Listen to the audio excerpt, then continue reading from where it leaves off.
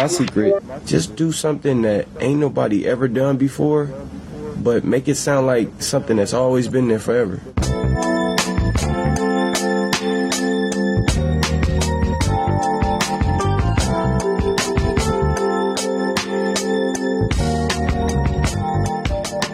Welcome to This Filipino American Life, a podcast that explores the nuanced experiences of Filipinos in the United States.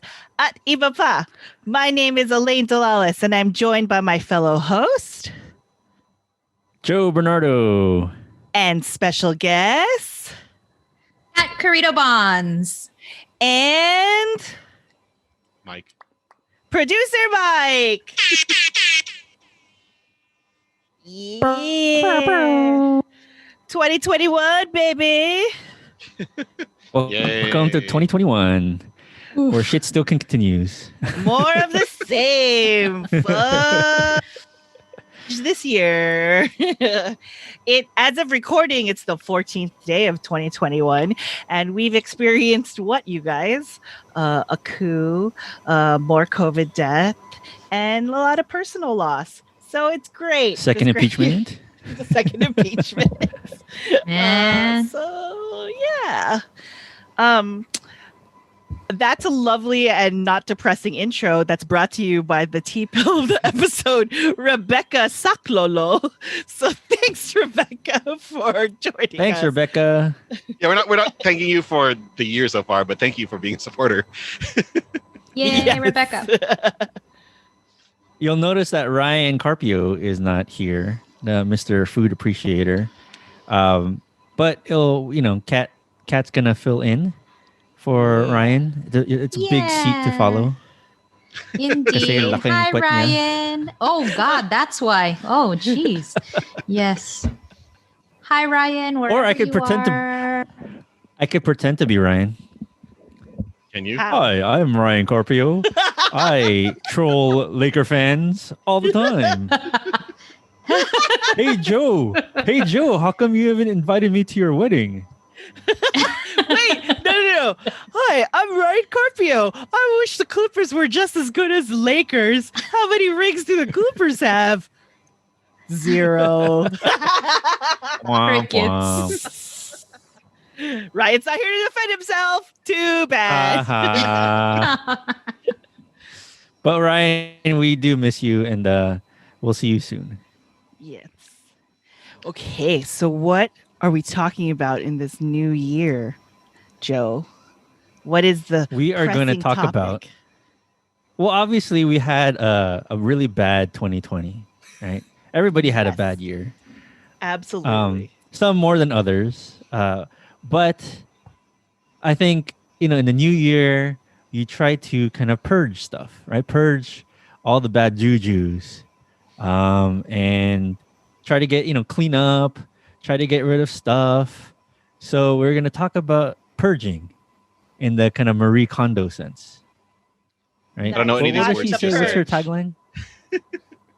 What'd you say, Keep Mike? what sparks joy. Sparks joy. Yeah. Not the purge in the horror film sense of let's murder everybody one day of the year for safety or something, whatever that horrible thing is about. Yeah. But so it is we're gonna certainly talk a New about- Year's ritual. Yes. Yeah, just cleaning up our stuff, a lot of stuff that kind of accumulates through the years, and getting rid of them. But before we talk about what we get rid of, why don't we talk about the stuff that we hoard?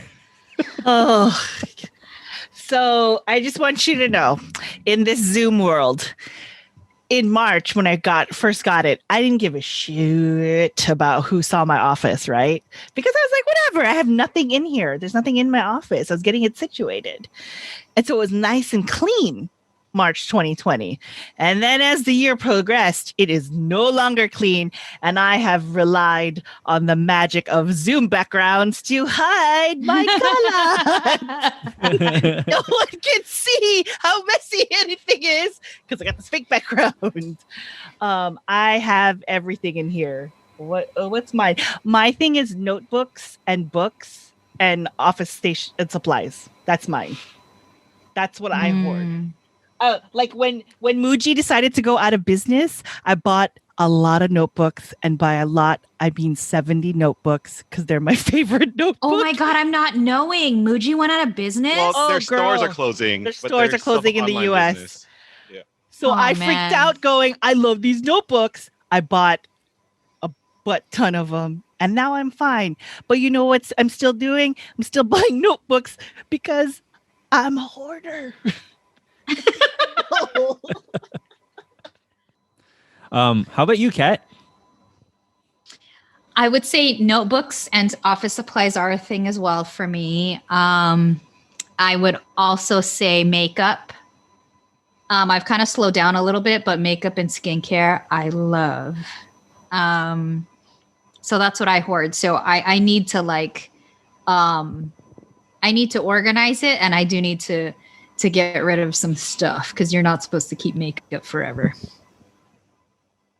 Do you believe in expiration dates for makeup? I do. It mostly goes by the smell and the quality. You know what I mean? So I do. But I'm also someone, I am not shy to say I draw in my eyebrows proudly. So I make sure I have an eyebrow pencil in my purse, my backpack, my car, my bathroom. So they're just to make sure, just in case, that I'm always well supplied. I feel attacked, Mike, by that question about expiration dates. Why is that? Because I have a lot of makeup, and I honestly don't remember when I bought it. I know. I have a few of those too. And But you make these investments, man. because I went through this phase where I bought almost every ColourPop matte lip thing because it was only $6 and I wasn't paying freaking Kylie Cosmetic $30 for them. I was paying $6 for them and I like them. But now I don't wear any type of lip because I have a mask and I ruin because if you wear lipstick and then you put a mask on top, the lipstick gets on the mask and that is so freaking annoying. Yeah. That's what How happened. about you, Mike, I Mike? feel attacked. Yeah, just look at your office, Mike. What's in there, Mike? Yeah, as I'm talking, I'm looking around this room, and there's a lot of stuff. I mean, I like to think of myself as a collector of Okay, valuable things. collector. How many of those things are broken, Mike? There's no such thing as broken.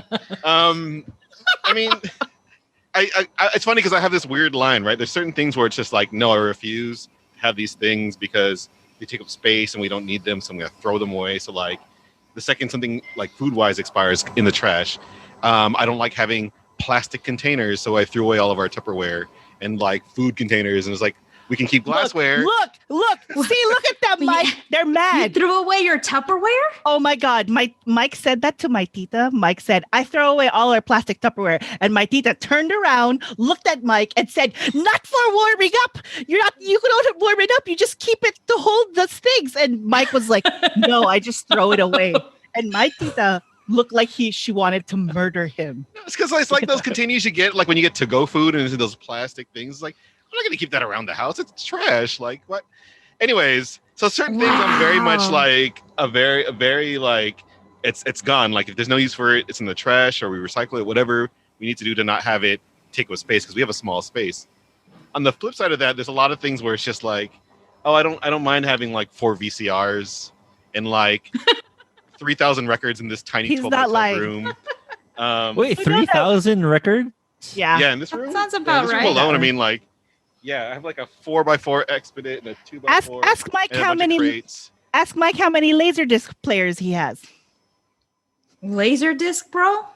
I have 3 or 4 of them. Why? They don't even make Oh, laser discs anymore. I have Yeah. 2 8-track players to my right of my computer monitor. But we can't have plastic Tupperware. We can't have plastic The Tupperware. Filipino I have, in me is tripping out right now. And then I have 4 boxes of cables, which any electronics hoarder knows all about. Is just random audio cables and RCA cables, and So Mike was like, we a should couple have dozen glass. HDMI cables. He was like, we should really be having glass like ware instead. And I was like, okay. So I had bought Pyrex and I have that.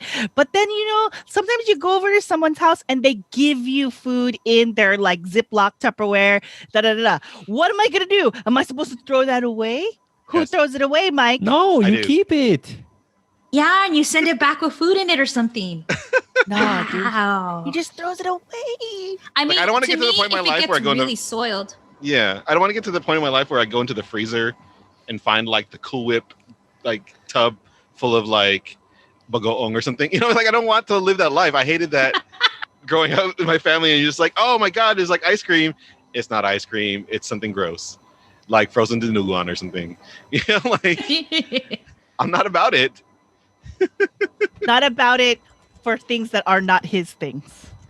Okay, But fair. Because straight up, Mike threw away gochujang because the thing said it expired. And I was like, it's fermented. Does gochujang even expire? Yes. No. It doesn't. No. I feel like Asian Wait, condiments do not expire ever, right? Does kimchi expire? It does. It does. It does. Yeah. The one that I get, it does. Like at one point, like it starts to. But for me, like I'm the only one Fizz, who right? eats it. Yeah, I'm the only one who eats it. Yeah. So there's some where I'm like, it's not. It's just not. Maybe it's not expired, but it just isn't as good to me anymore. But I give it like a little while. So can I actually tell a story about Kat? I know what you're gonna say. I so know this story already. Tell it. Oh my god! So Kat and Girly, my wife, used to live with each other in Igorok, and I would visit and stay with them once in a while.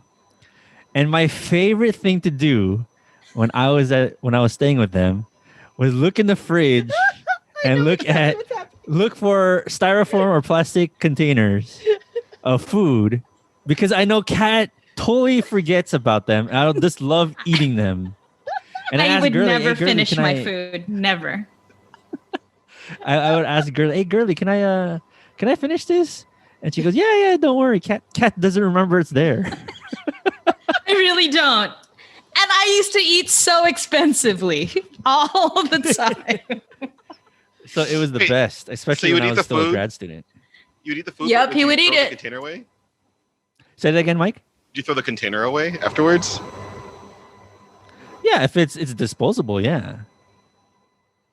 If it was styrofoam, I yes. mean, not yeah, plastic. styrofoam or like the paper one. The plastic ones, we reuse them. Hey, Mike. Mike disapproves.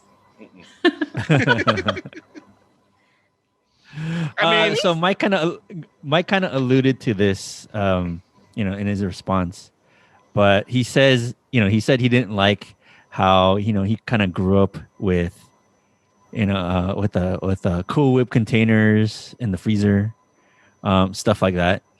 Could I ask all of you, what are your parents like in terms of keeping things that shouldn't be kept? Kat, go first. I popcorn Kat to go first. My parents, I would say they keep lots and lots of things. I am like my mom. At one point, she likes to shop. I got my shopping savvy from my mom, and it would be very much our connecting point. But I will say, like, her purse collection is incredible. So is her shoe collection. So a lot of clothes, apparel, is definitely a thing. For my dad, he keeps things too. I think he has a few sets of golf clubs. He may have given a set to one of my brothers, but they keep lots of things. Paperwork. Wow, So they definitely have records of like everything. So that's something they keep. How about you, Mike? I mean, my parents are better than they used to be. But I think part of it's because they have other places to put stuff that they don't have to see it. Because when I was growing up, like, I mean, we had our house and everything was either in the garage or the closets or whatever. And now they have a house in the Philippines that they send all their old stuff to. We have some relatives in Oxnard that like, oh, you can have our old couch, right? We have a storage unit that I think is holding a lot of things that I don't know what's in there. And my brother's been pushing my parents to get rid of it because they're like, well, what do you need it for? What's in that storage unit? And I'm almost afraid to go take a look. But in the house itself, I mean, it's fine. Like they've been better about like not having so much stuff. But I also do know that they buy a lot of things. I also get my shopping savvy from my parents, both of them actually. And I know they buy a lot of stuff all the time, so it has to go somewhere. So I just don't know where. I mean, and their house isn't that big, but like, I mean, but then again, if I think about it, there's like 8 TVs in that house. There's only 2 of them living there, right? There's gonna be like 4 stereo systems. Like, anyways, I mean, they don't hold on to as much, or they're better about hiding it. I don't know. Maybe they're just better about hiding it these days.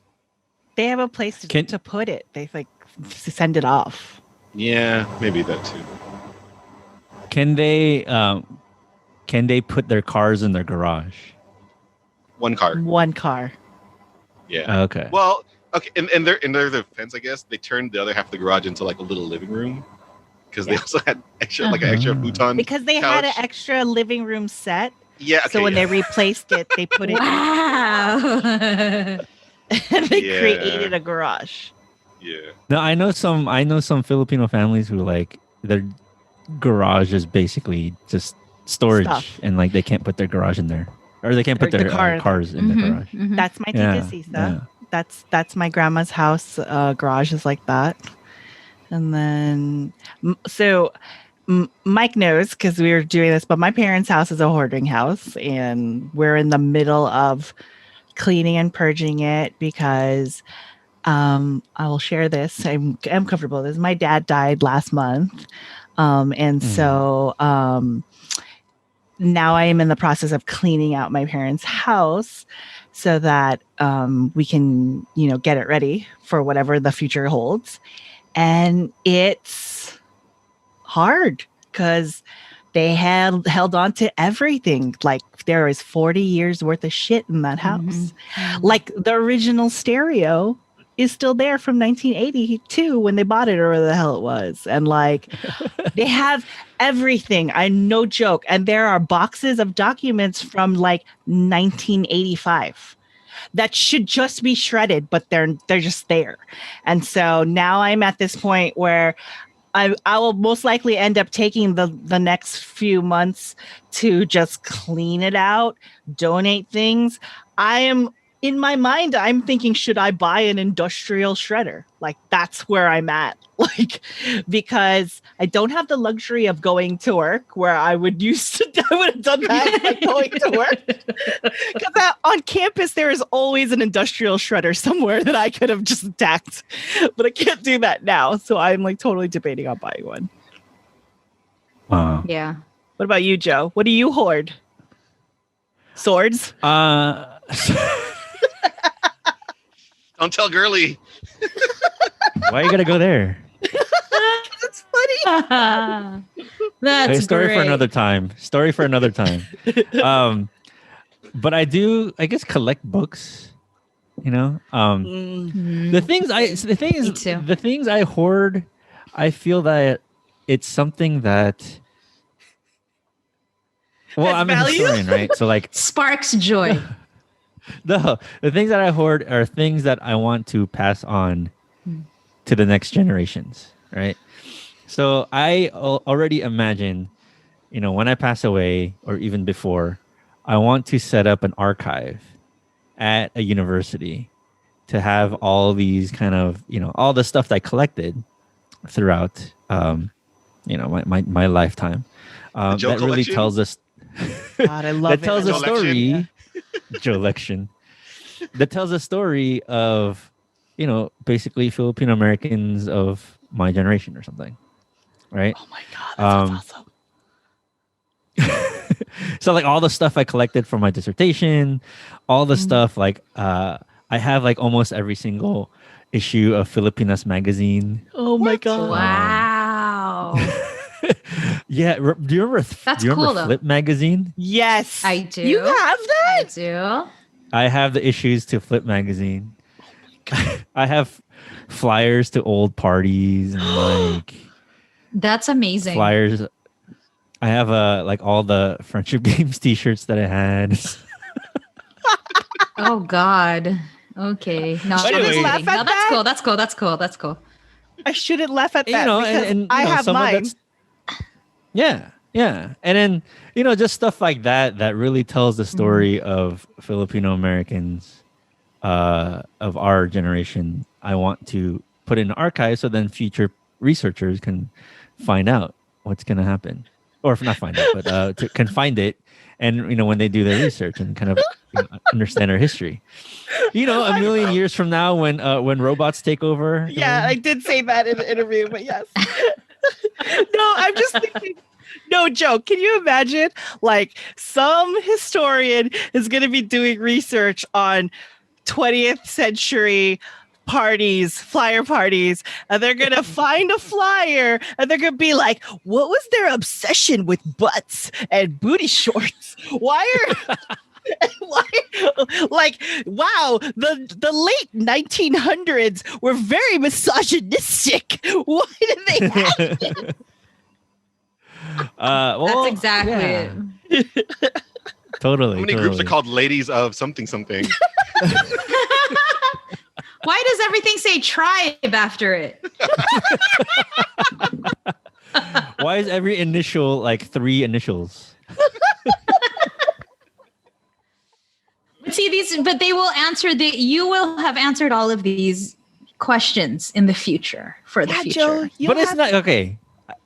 It's not just parties and stuff like that. I have a lot of historical things like events that happen in our community that are very significant. I have old pamphlets and stuff like that, programs that I want to kind of pass on to future researchers. I will say that's me. that's really great too. Sorry. Thank you. That's me. My parents, maybe I got it from my parents because my parents hoard kind of weird stuff that they always feel that they want to pass on to like their grandchildren and stuff. So for example, they have an old encyclopedia set, and I'm always asking them, why do you have Britannica. that when the internet exists? It's like whatever, Britannica. And they're like, oh, it's for the children. It's for the grandchildren. And I'm like, Mom, there's internet. And they With go, updated you never know, info. you never know. Yeah, exactly. They These wanna are like learn about encyclopedias from the 70s. West Germany. Yeah. Or Yugoslavia does not exist anymore. and Pluto is not a planet. Do you want to hear my theory as to why we have parents who do this? I do have a theory about it. Okay. Yeah, I mean, there's And been theories out there. Yeah, and I've talked about this with my aunt, and like, so my theory is that our parents' generation they're the children of World War II. They're the children of people who they experienced such a loss where they had everything taken away from them, and then they had it taken away from them twice. Because they had it in World War II, and then they went through the 70s, and then they were like, well, now we need to come to America and start all over. Because my family, when they came here, they went from middle-class Filipinos. They were like legit, like upper middle class. I'm going to own that. I think that's what they were. And they came here, they start from scratch. And they're like, oh, we're poor again. Like, this is the life that we led post-World War II. We're poor again. So now we got to I got to rebuild my wealth. And so rebuilding their wealth means owning all their things and then never letting any of it go. There are things in my parents' house that have been there since 1983. No lie, it's the exact same stuff. When my cousins came to help me clean, they tripped out because they were like, holy shit, I remember this stupid sculpture that I would always nick on the staircase. They were like, it's still there.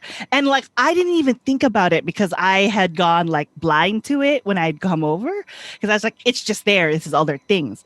But like, they still have it. And my parents didn't have, they had a storage unit, but then my dad was like, why are we paying so much money? So we emptied it out, but then there was no place for it to go. So it just went So inside. it came back in a house. So all of the stuff is in the house.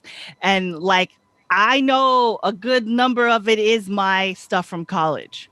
So like, I just got to go through it and just be like, this shit's going to get thrown away. Like, I don't need these. Do I really need 2 copies of Filipinos in America? I have no idea. Probably will keep that. Not going to lie. I'm not going to let it go. But that's my theory about at least our parents' generation. Like they felt the need to like, they cannot let it go because letting it go means they're letting go all of their whole life's work is their things, which I'm sure is not just a Filipino thing. Yeah, my dad and I talked about that as well for my grandparents, because my Lola kept everything. Even, my grandfather died. She passed away in 2006, but my grandfather passed away in 1987, and she kept all his clothes. All his, there was like a trunk, I remember, that had like all his clothes, his closet, because they had separate rooms, had all of his stuff. I mean, it was kept, but I will say there was something that I was fascinated about, because then I got to see a little glimpse into, what they wore in the 60s. And, she kept it so nice and she kept it hella neat. So, and then there were even things where, and when she was nearing the end of her life, she started to like give things away. And so I was able to see like, and then also for me, it was fascinating to see how clothes were just made so much better than, like they were kept so nice. And to this day, I mean, I still have like my Lola's leather gloves and like things, some things I had to give away because I mean, they're just, old or don't fit, but I kept a few key things. And I will say that there is like a nostalgia and an energy kind of behind it. But I'm with you. I still have stuff at my parents' house so I can't really say shit back because I've like all my CDs. I've got to bring them over, but I'm like, God, I have to go through it, But that makes total sense. I mean, because in the war they had to kind of, they lost everything. Yeah. A lot of our families lost everything. I mean, I think even regardless of the war, I think just people who immigrate, right?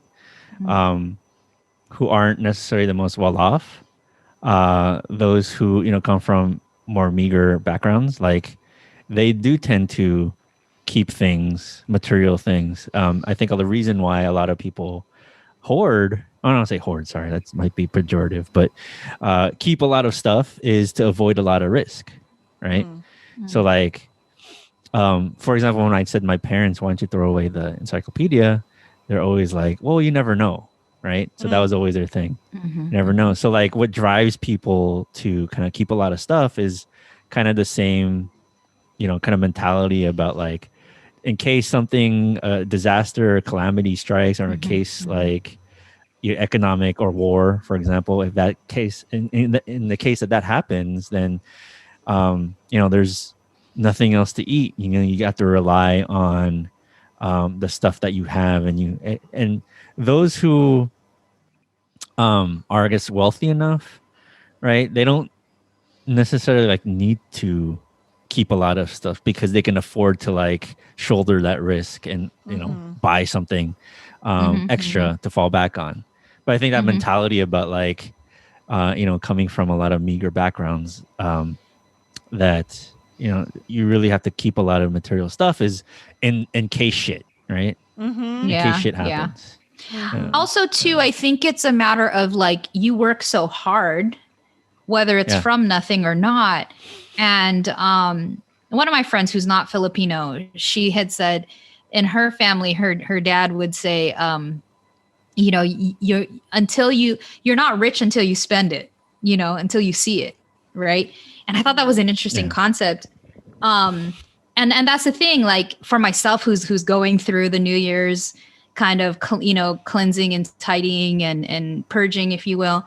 There are things I come across and I'm like, I spent a lot of money on this, and I'm like, I worked hard for this. And there is this feeling, this attachment, if you will, of like, well, I spend my hard-earned money and then I'm just going to give it away, Yeah.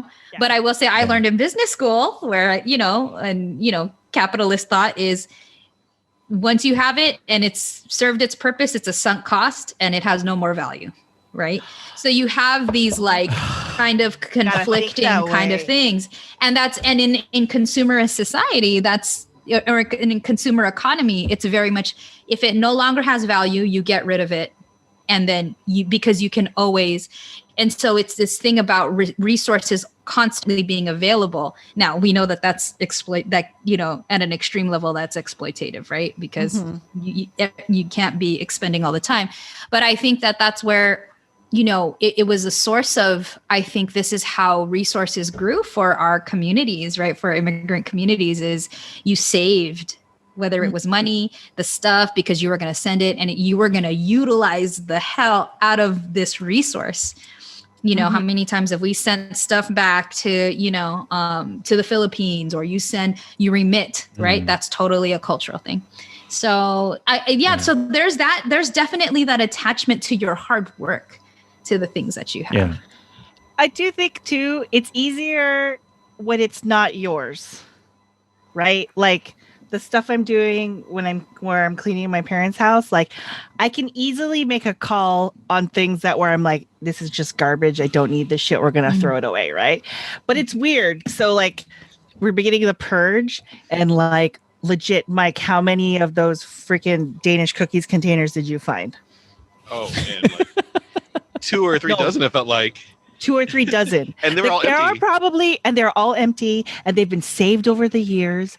And it's like, we joke about it, right? Like, oh, we could make these soy kits, But that's what my parents were thinking. And so they weren't giving them away. And so there are literally like probably 40 empty cookie tins in my garage right now, where I'm like, I am going to throw these away. I'm sorry for every Filipino listening to this right now who is upset that I'm saying I'm throwing away all these cookie tins, but no joke, I'm going to throw them away. Like, I don't need them. It's stupid to donate cookie tins. Who's gonna, like, Goodwill's not gonna take freaking cookie tins. That's not something to donate. No, they're not. How about the buy nothing movement? I want to do that. Have you heard of that? Love to try that. Yeah. So I started where I live, but our group is still small. So it's still kind of weird. But it's not that great for me. Though I've been hearing great things about it in different communities, of being able to there's just no cash, right? The basis of it is no cash and like an abundance mindset, and we'll just give, but I find it interesting because it's stuff that I've noticed happens a lot online, which obviously, because you can't really get together, but it's like, so that's so then that already puts you in a certain economic stratosphere, right? So that's why it's like. Wait, can you quickly explain how it works? Sorry. Yeah. So a buy nothing group is where folks essentially, if you have something to give, you offer it up, and someone takes it. And then if you need something, you let folks know so that they can either offer it or let you know that they have it. But there is no cash exchange, right? And the idea is usually that it's done locally. So if you go to Facebook, there's a lot that are set up by city or by region. And so it's supposed to be hyper local. And there's like I said, no cash exchange. So it's essentially, and it's not bartering either, because you're not supposed to expect anything in return. And it's totally, and they're very strongly guarded against like any kind of like selly, like promotional stuff either. So it'll be anything from like, I've seen television to like, I kid you not, like too much food bought from the supermarket, perishable even.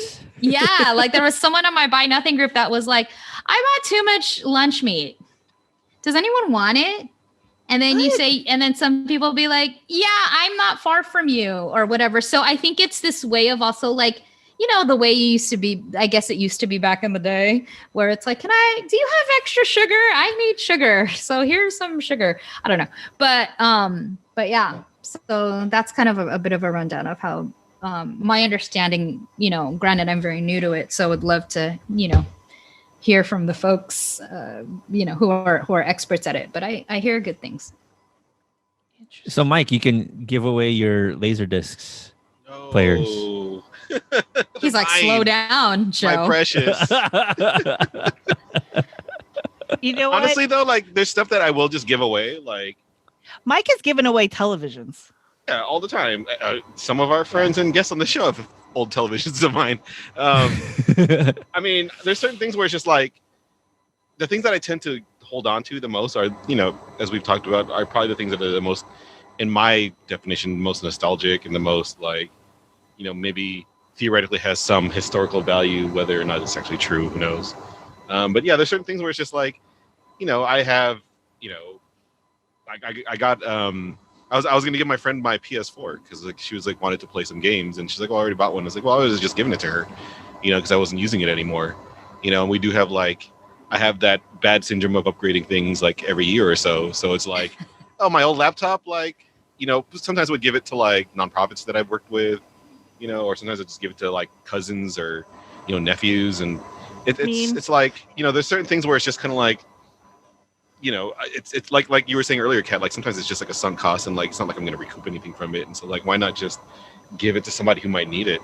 Not going to lie, that's how I didn't have to buy a laptop for probably 5 years, is that I just inherited Mike's old technology. And the only reason I bought a laptop this year was because I was working from home and my personal laptop that was Mike's old laptop wasn't up to par to what I needed to do for work. And this was before I went back to my office to take my workstation home. And so I was like, oh, well, I guess I'll just buy another laptop, because I hadn't bought a new computer in probably 10 years. Well, see, so that saved you some money. Yes. Because Mike buys new things every year. Okay, well. Wait, Mike, I have a question. I have a couple questions for you in terms of like what you like throw away or don't throw away. Do you throw away like sauce packets? Sometimes. It upsets me. It depends. Like I'll throw away ketchup because like we have ketchup and I don't like off-brand like Heinz ketchup. Like if it's Hunt's, trash. Del Monte, trash. Like, you know, you guys, it hurts me when he looks at me. He's just like, no, and he throws it away. If I don't use it, it immediately goes in the trash. But it's like so I had this experience once where I was going through the pantry and I was trying to find like, you know, ketchup for like some French fries I had fried up at my parents' house, and I was like, oh, there's some like old like McDonald's ketchup packets, right? And I didn't know how old until I opened it up, pushed it out of the thing, and it was just like, this is the wrong color. It was green. And I even tasted it just to make sure, and it was just like, no, this is not right. And then it was just like, so I've done that. So who by the idea, you know? Who hasn't had black ketchup before from an old packet? I know what you're talking about. But if it's something that we don't have on hand readily, then I'll hold on to it. But mostly like 97% of the time I throw it away. Yeah, I have a cute little Ziploc bag with soy sauce packets and with ketchup. I don't think I really keep anything else. Oh, hot sauce packets too. Those are always great to have. Mike, how about like plasticware from restaurants? Nope. Trash. Instantly. Like even if it's clean? What do you mean clean? You guys, it's so hard. You have no idea. Like there was one time where we were like on the road and we were eating in the car and like there was an extra fork and I didn't need it. So I was like, I just put it in the glove compartment. And then one time Mike was trying to get a napkin. So he opened the glove compartment. He's like, why is there a fork in here? And I'm like, because it wasn't wrapped in plastic. It was just a bare plastic fork, not in like some kind of sanitary like packaging. It's like, who's going to use this? Like, I've been rooting around in like my old receipts and stuff. Like, No one's gonna I use it. It's will. trash. I will use it. I will use it when I Wipe need it off, clean it.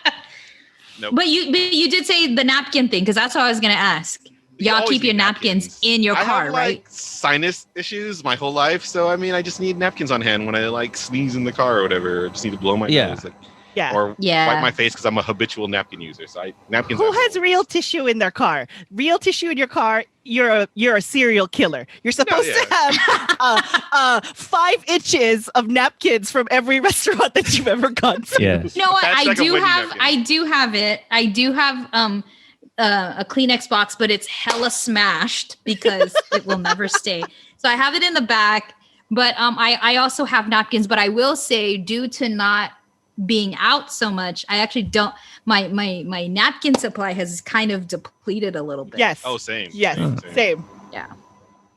I actually find it so handy now because we're eating more in the car Mm. these days. Mhm. Yeah. So like, I have like a fork ready and like plasticware and napkins in the car, just in case. Yeah. I have baby wipes and hand sanitizer wipes and Yeah. my napkins and my Kleenex all in my I glove love compartment. that you're asking these questions because now I can share my pain of like Mike being like no, and I'm like, but it's against everything I know. What do you mean I can't have this in the car? Okay, we talk about like a lot of stuff we should throw away or don't throw away, but some of these things are kind of ridiculous, I think.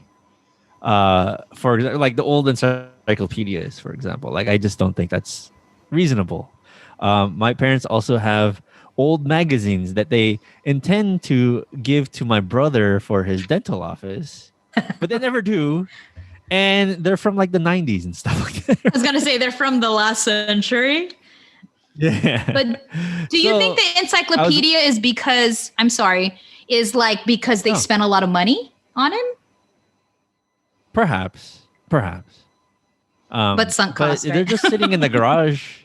They're just sitting in the garage collecting dust, But I wanted to ask, like, do they get mad when you attempt to throw stuff away? And what has been Yes. your experience doing that? Yes. Okay. Yes. Share your experiences. I had been in the process of purging my parents' things, and my mom flipped her shit because I wasn't letting her look at what I was throwing away. And then when she did, she like got really upset because she was like, I need this for X, Y, and Z reason. And it's like, no, absolutely not. And so at one point though, like there was an old laptop that my parents had, and I had put everything in a pile, right? And it was to go to donate. So Mike and I, like, we did a run and we donated a bunch of stuff to Goodwill. My dad freaked out because he thought we donated the laptop, but it had never been an intention to do that because we knew it needed to be wiped. It probably had personal, like, tax records, all that type of stuff on it.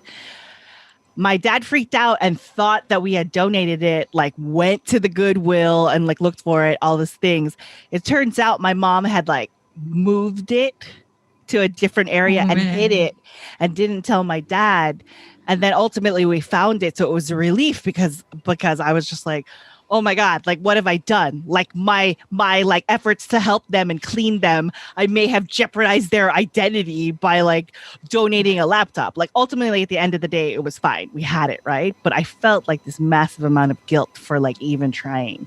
And so I think it set me back because then I didn't even want to go help them to like clean these things because like the efforts to clean, like there's so much physical, emotional attachment to it that it like, it totally screwed me up. Wow. How about you all, Kat and Mike? I haven't. I'm trying to think of a time when my parents had to move out of the original house that I grew up in. I mean, it was very much kind of like a moment for us to kind of just purge everything, right? But there were definitely some things that they just weren't ready to make decisions on, and some things that even I understood, like, Kat, you were talking about like old clothes and stuff, and I was just like, these are kind of cool. Like, why would you get rid of it? Like, that's the suit that you wore when you came to America or whatever. You know, it may not ever fit you Yeah. again, but it's just kind of like this symbol of kind of like this era in your life in which you were still trying to figure it out. And I mean, I'm also guilty of holding on to things like that. And I probably have a couple boxes here and at my parents' house of just like, you were saying like stuff from the college, right? Like just like old club t-shirts and things like that. It's just like, you know, these things will never exist again. So like, but anyways, like when I tried to do that with my parents, like it was like they had to be in that moment when they were ready to kind of let go of certain things. And I think how they've dealt with it for everything else is what I said earlier, which is I think when we went to the Philippines, not that long after that all happened, like I realized that a lot of this stuff had just got moved to the Philippines, and like the entire like living room of my grandpa's house at the time was just like their furniture from the 90s. There was like all these old photo albums and pictures and stuff that were used to be in our house and now was over there. And so like, you know, I think they dealt with a lot of their stuff by just shifting it around and like, but when it came time for us to try to like move everything like kind of in a hurry, and had to purge a lot of things, like, you know, they realized they had to kind of have some kind of system around like paperwork, for example. Like, I don't think I've looked around all their stuff and they don't have like tons and tons of paperwork, like, because I think they work for the government, and so they know to like, okay, after like a certain amount of time we just need to shred this. Like it just becomes a liability and a fire hazard. And then just like with personal belongings, like I think like they've been willing to let go of certain things, but they've also just kind of passed it along. And like, you know, I haven't bugged them about like cleaning out their garage, even though it's starting to get a little crowded. My brother has, and so I don't know if they're pushing back on him about that stuff, but you know, on the surface, it seems like they're okay with trying to have a much more controlled situation. But I know there's certain things that if I tried to throw it away for them, they'd have an entire day-long argument about it. So. Totally. Kat? There was one time because there was a period of time I had to move back with my parents for a couple of years, or was it a couple of years? Yeah. So they just had to make space for us because I was moving from my own house to back home. And so I did a great American giveaway, a lot of stuff. And then there are things that I packed away in storage, and then stuff that I kept with me, but there just needed to be space.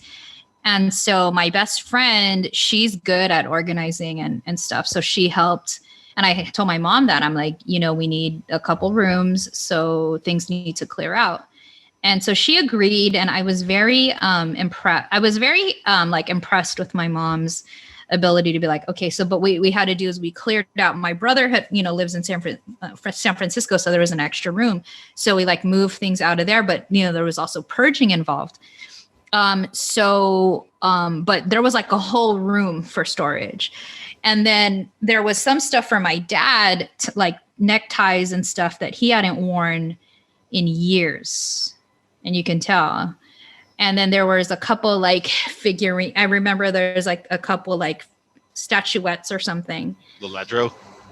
And they look yadro-like. They were not porcelain. And I would never, ever give away my mother's yadros because, you know, they expensive. See what I just did right there? Anyway, so those couple things. And so when my dad saw them in the throw pile, he got so mad at me. He's like, why are you throwing these away? And he's like, and then I was like, well, you haven't even paid attention to them until I took them out. He was irate. And he took them back and he was like, don't touch my stuff. And he got really mad at me. So I was like, wow. and that feeling, Lainey, of guilt, like it was anger and guilt because I was just kind of like, well, where am I supposed to go? This stuff doesn't go, you know?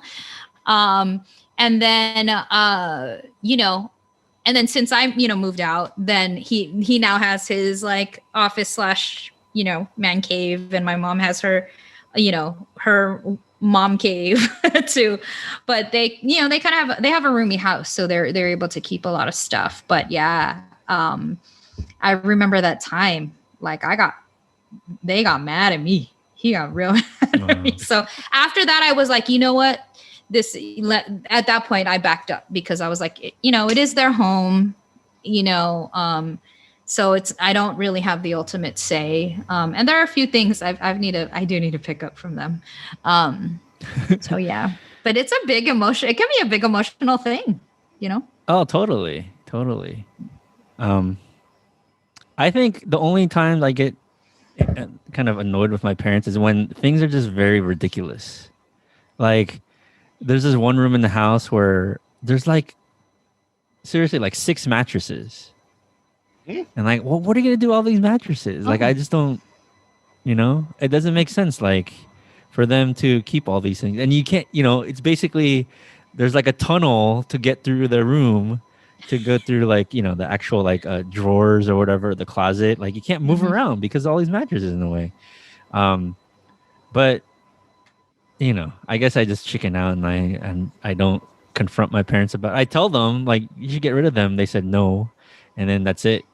And I know it could get into an emotional argument, and so I just kind of let it go. Mattresses though, like mattresses. What are they gonna do with them?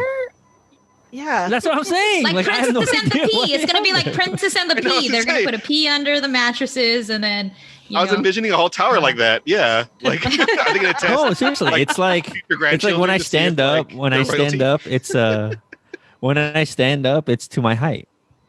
Wow. that Wow, is a and you're fire tall. hazard.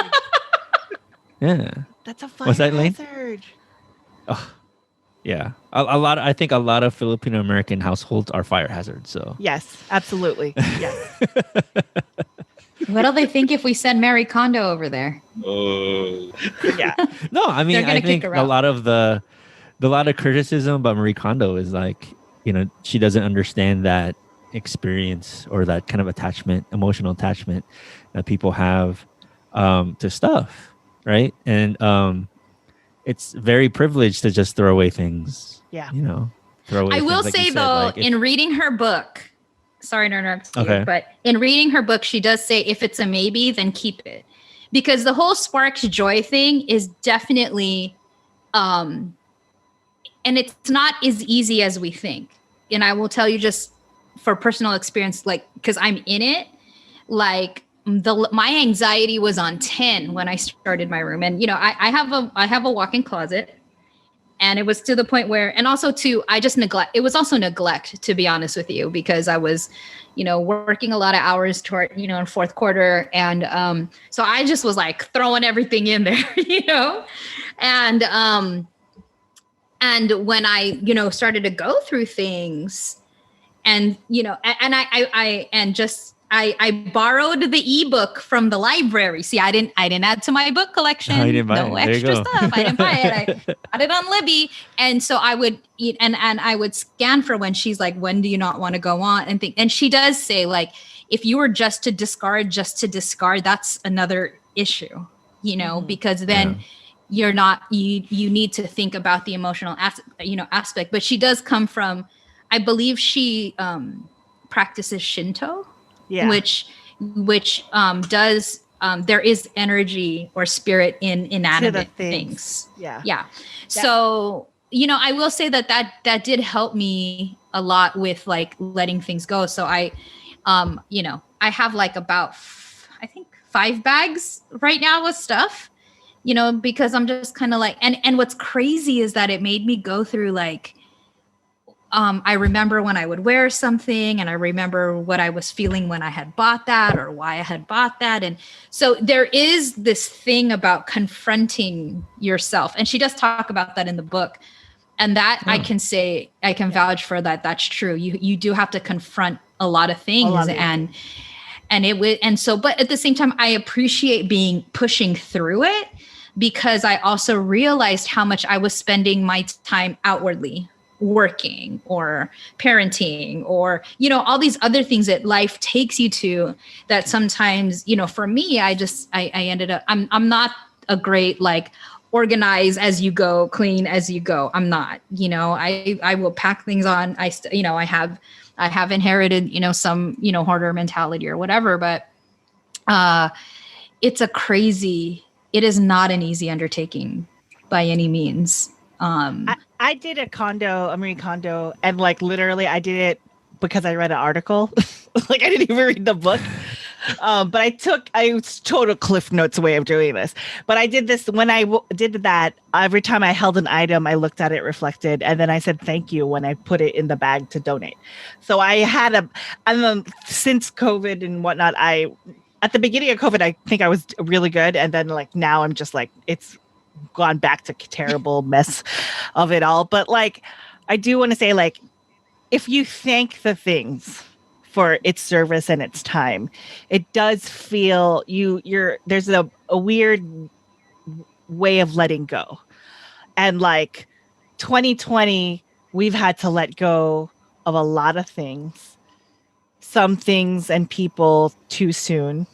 But it's at this point that like you have to thank everyone in your life or everything in your life for being present for when you had it, and really be grateful for its time, and then continue to grow.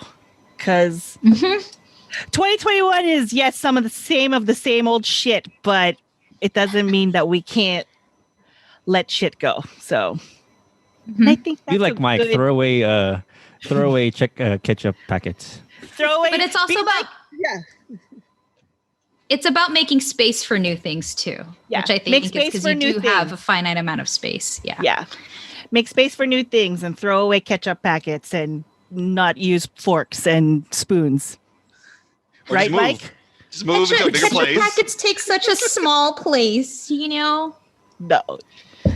Hey, if anybody's listening and you want to send us ketchup packets, No. that would be hilarious. No. Just kidding. Don't do that. Or if anybody wants to send, cutlery, like a Costco size box of cutlery, that'd be hilarious. No. It would. Or if you want to send Mike plastic Tupperware, he's obviously going to be appreciative of it. But yeah, And also audience joke. out there, if you do have stories to share, please call our voicemail. What is it, Kat? What's our voicemail number? It's 805 something TFAL. I almost got it. Almost. Almost. 805-394 TFAL. Okay. Yeah, 394. Mike, what is I'll it? remember that. 1-800-45-CLOSET. Because we need to read the closets. 1877 ketchup packets. All right. Well, I hope your 2021 is doing a lot better than your 2020. We're all in this together.